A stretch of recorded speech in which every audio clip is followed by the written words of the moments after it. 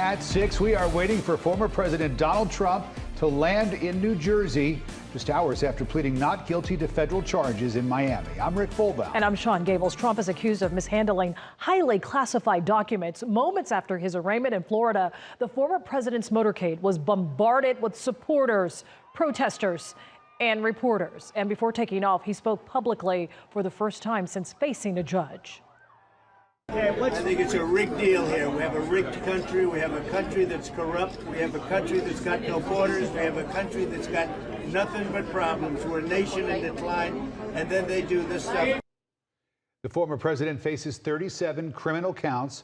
The charges include willful retention of national defense information, conspiracy to obstruct justice, false statements, and more. Our political reporter Doug Reardon is live at the Fulton County Courthouse in downtown Atlanta. Doug, former President Trump's next legal battle could happen right here in Georgia.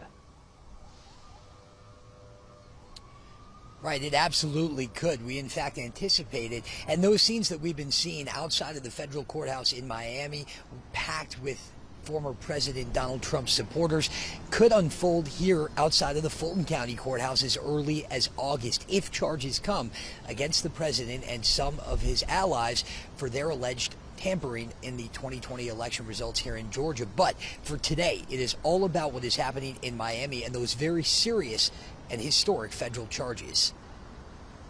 This is obviously very, very serious, both in terms of the potential penalties involved, but also the possible consequences. Donald Trump's history making federal charges are substantial, says Clark Cunningham, a law professor with Georgia State University.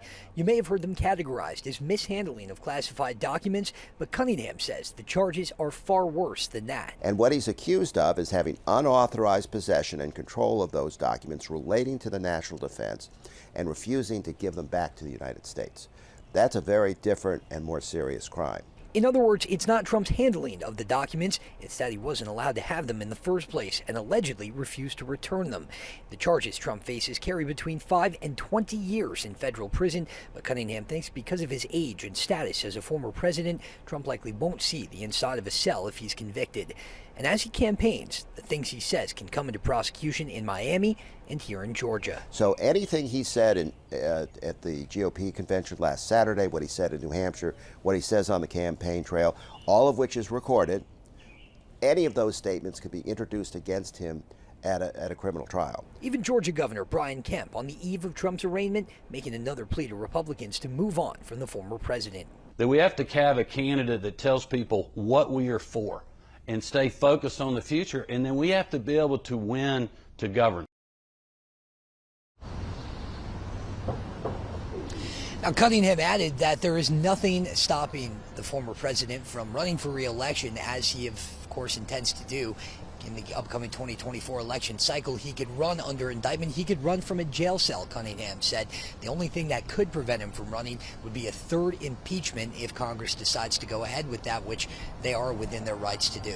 We're outside the Fulton County Courthouse tonight in downtown Atlanta. Doug Reardon, Atlanta News First. Doug, thank you. The former president is expected to keep campaigning while defending himself against this federal indictment. You can stay up to date on all the developments with the Atlanta News First